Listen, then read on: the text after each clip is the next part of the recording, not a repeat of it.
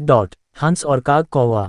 पुराने जमाने में एक शहर में दो ब्राह्मण पुत्र रहते थे, एक गरीब था तो दूसरा अमीर। दोनों पड़ोसी थे। गरीब ब्राह्मण की पत्नी उसे रोज ताने देती, झगड़ती। एक दिन ग्यारस के दिन गरीब ब्राह्मण पुत्र झगड़ों से तंग आ जंगल की ओर चल पड़ता है, ये सोचकर कि जंगल में शेर या कोई मांसाहारी जीव उसे मारकर खा जाएगा, उस जीव का पेट भर जाएगा और मरने से वो रोज की झेक झेक से मुक्त हो जाएगा। जंगल में जाते उसे एक गुफा नजर आई। वो गुफा की तरफ जाता है। गुफा में एक शेर सोया होता है और शेर की नींद में खलल न पड़े इसके लिए हंस का पहरा होता है। हंस जब दूर से ब्राह्मण पुत्र को आता देखता है तो चिंता में पड़ सोचता है, ये ब्राह्मण आएगा, शेर जगेगा और इसे मारकर खा जाएगा।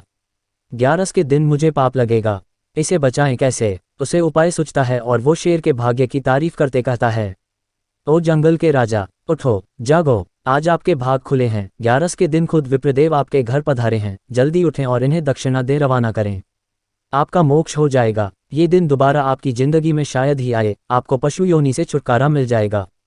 शेर दहाड़ कर उठता है। हंस की बात उसे सही लगती है और पूर्व में शिकार मनुष्यों के गहने वो ब्राह्मण के पैरों में रख शीश नवाता है, जीभ से उनके पैर चाटता है। हंस ब्राह्मण को इशारा करता है, विप्रदेव ये सब गहने उठाओ और जितना जल्द हो सके वापस अपने घर जाओ। ये सिंह है, कब मन बदल जाए। ब्राह्मण बात समझता है, घर लौट जाता है। डौसी अमीर ब्राह्मण की पत्नी को जब सब पता चलता है तो वो भी अपने पति को जबरदस्ती अगली ग्यारस को जंगल में उसी शेर की गुफा की ओर भेजती है। अब शेर का पहरेदार बदल जाता है। नया पहरेदार होता है कौवा। जैसे कौवे की प्रवृत्ति होती है वो सोचता है, बढ़िया है, ब्राह्मण आया, शेर को जगाऊं, शेर की नींद में खलल पड़ेगी, गुस्साएगा, ब्राह्मण को मारेगा तो कुछ मेरे भी हाथ लगेगा, मेरा पेट भर जाएगा। ये सोच वो कांव कांव कांव चिल्लाता है। शेर गुस्सा हो जगता है। दूसरे ब्राह्मण पर उसकी नज़र पड़ती है, उसे हंस की बात याद आ जाती है।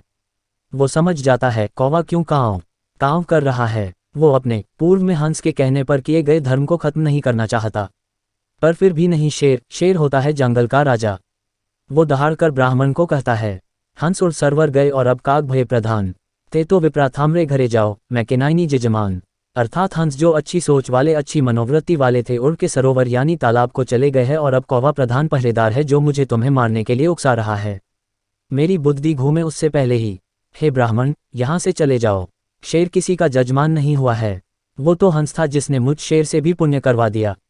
दूसरा ब्राह्मण सारी बात समझ जाता है और डर के मारे तुरंत प्राण बचाकर अपने घर की ओर भाग जाता है। कहने का मतलब है दोस्तों, ये कहानी आज के परिप्रेक्ष्य में भी सटीक बैठती है। हंस और कौवा कोई और नहीं, हमारे ही चरित्र है। कोई किसी का दुख देख दुखी होता है और उसका भला सोचता है, वो हंस है। और जो किसी को दुखी देखना चाहता है, किसी का सुख जिसे सहन नहीं होता, वो कौवा है। जो आपस में मिलजुल भाईचारे से रहना चाहते हैं, वे हंस प्रवृत्ति के हैं। जो झगड़े कर एक दूसरे को मारने लूटने की प्रवृत्ति रखते हैं, वे कौवे की प्रवृत्ति के हैं।